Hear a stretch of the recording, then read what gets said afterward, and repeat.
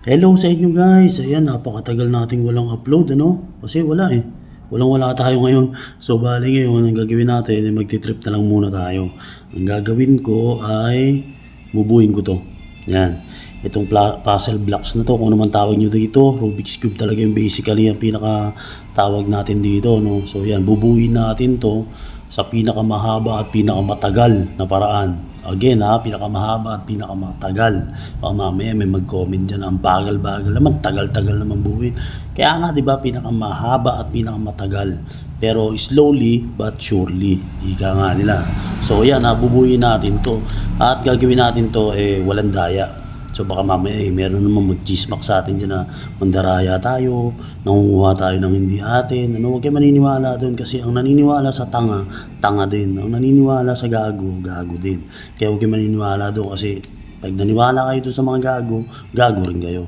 So yun, yan, pagpasensyahan nyo na rin kung yung kuko ko mahaba, yan, pinasadya kong ano yan, ipahabain niya kasi yun nga, makikipag ano tayo kaya ano, makikipagrambulan at makikipagsabunatan tayo kay Catwoman at makikipagkalmutan tayo kay Wolverine. So kaya yan, mahaba yan.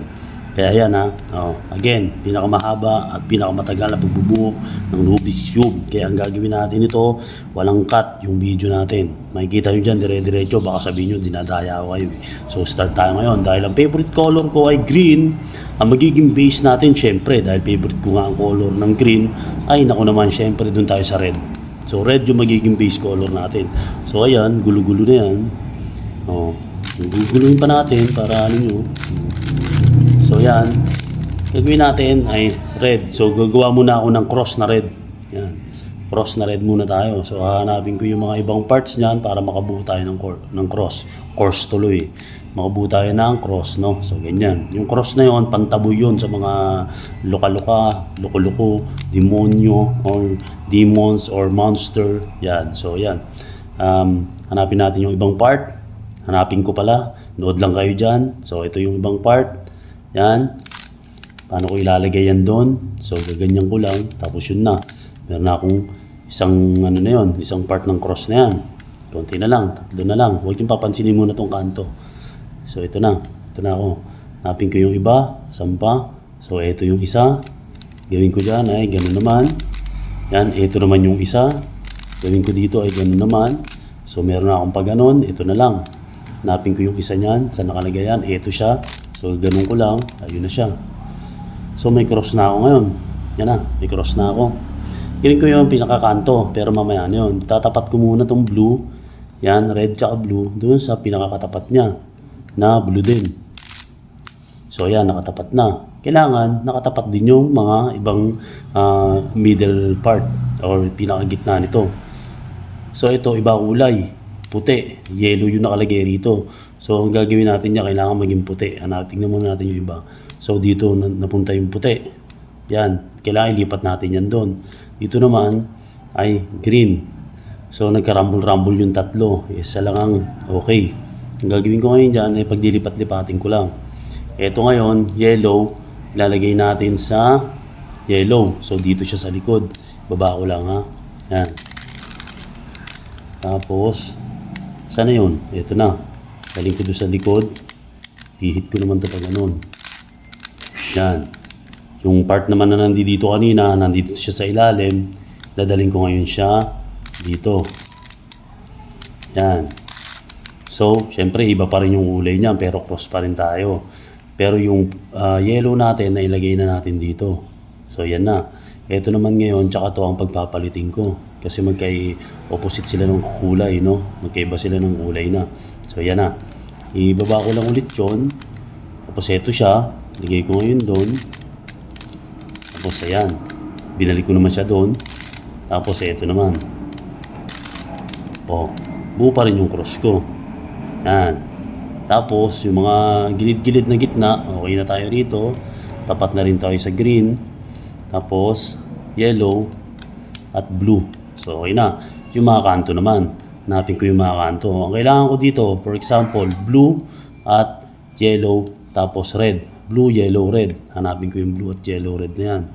So, nasan yung blue, yellow, red. Hanapin natin yan. Kanto. White ito eh. Blue, yellow, red. So, ito. Blue, yellow, red na to. Yan. Medyo nawawala tayo sa angulo ng camera. No? Blue, yellow, red. So, saan ko siya ilalagay? Dito. Sa kanto na to. Ito siya. Sa likod. So, magkaanuhan sila doon. Baba ko lang yan. Tapos, daling ko lang doon sa dulo. Yan. Dito siya. Tapos, ito balik ko muna. Oh. Ito ngayon. Okay. Ilayo ko lang to. Ito yan eh. Iangat ko lang ulit to. Balik ko ngayon to. Yan. Tapos balik ko siya. So yan na. Naka-assemble na yun doon. O, yellow, blue, tsaka red. Dito naman sa kanto na to, blue, tsaka white. So kailangan kong mahanap yung blue tsaka white naman. Ito na siya. Nakatapat na rin siya dito sa bakante na to. Yan, ibababa ko lang yan. Tapos iiwas ko lang to. Yan. Balik ko lang. Ito na siya ngayon. Diba? Nabuo na yung blue natin. Dito naman tayo sa kabilang side. White, tsaka green. So white dito, green naman dito, tapos red yung ibabaw. Yun naman yung hanapin ko. So, eto na rin siya. Ang gagawin ko lang yan, dahil naka-okay na yan, nakatapat na yan dyan, baba ko lang to, iwas ko lang to, babalik ko lang din yan, tapos balik ko to. So, yan na. Nandito na siya. Eto namang side na to yung naiiwan, yung kanto. So, nasan yan? Eto na siya. Lalagay lang natin yan doon. Yan. Oh, yan na siya. Buo pa rin yung base natin. Tapos, green, yellow, blue, and white. Nakatapat pa rin. So, yan. Okay na yung first layer natin, pati base natin. Okay pa rin. Yan.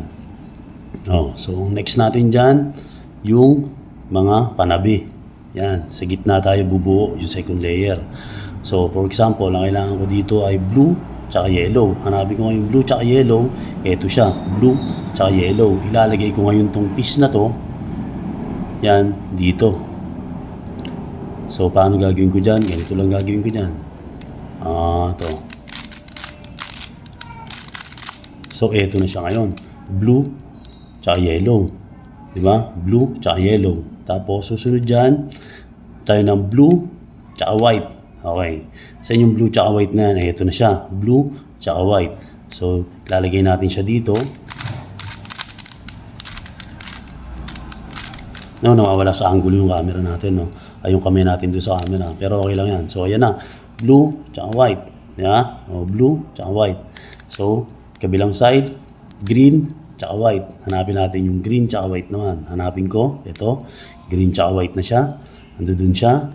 Lalagay ko lang siya dyan. So, ayan na.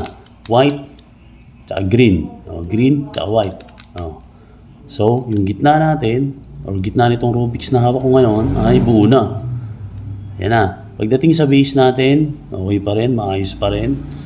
First layer natin, maayos. O, second layer, okay. So, ayan. Dito na ngayon tayo sa pinakaibabaw. Ito na yung bubuin natin. Yung third layer, pati itong top. No, so, ayan. Gawin ngayon natin, or gagawin ko, kailangan ko na siyang assemblein. So, ganyan lang yung gagawin ko. Ganon. Hindi to tutorial, ha. Kumbaga, pinapakita ko lang sa inyo kung paano natin to bubuin sa pinakamahaba at pinakamatagal na paraan. Okay? Yan. So, ayan na. Lapit-lapit na. Nakikita ko na, liwanag. So, ayan na. Isa pa. So, ayan, konti na lang. May dalawa na lang dito na kulang, no? Diba? Kung nakikita nyo. Konting-konti na lang. So, malapit-lapit na yan. Okay. Tingnan natin. Check natin. So, ayan, malapit na rin mabuo yung kanto. Tapos dito, naging 3 ngayon yung kulang. So, kailangan natin makumpleto yan. Bubuin natin ngayon yan. Konti na lang. Tapos, ayan, nabuo natin yung orange. Diba? Kaso nga lang, hindi pa maayos yung pinaka-layer niya dito sa side. So, ang gagawin natin dyan, bubuin natin yan. Ito, buo na to, no? Kasi, tapat natin sa blue. Yan. Buo na siya. Buo na siya. Buo yung ibabaw. Buo yung ilalim. Ang problema, itong mga side na to. Yan. So, hindi siya buo. Kaya, yan yung tatapusin ngayon natin. Kailangan mabuo natin to. So, panoorin nyo lang maigi, ha. Ito na siya. Aha. Hindi kasi tumatapat eh. Oh, ako nawala. Patay. Paano kaya ito? Di ba? Ay, balik natin yun. Ito na. Tignan ko kung mabubuo pag binaba ko to. Nabuo yung white. Nabuo rin yung blue. Nabuo yung yellow. Nabuo yung green. Nabuo yung red. Nabuo yung orange. So, ayun. Nabuo natin siya ng ganun. Di ba? Yun lang. Yun lang yung video natin. Ganun lang kasimple. Di ba napakahaba, napakatagal? Kaya nga sinabi ko slowly but surely. So paano guys, kita-kita agad tayo next time at kung kailan man yan, hindi ko po alam. Peace out. Hustle hard, hustle every single day. I'll be making moves till I'm buried in my grave.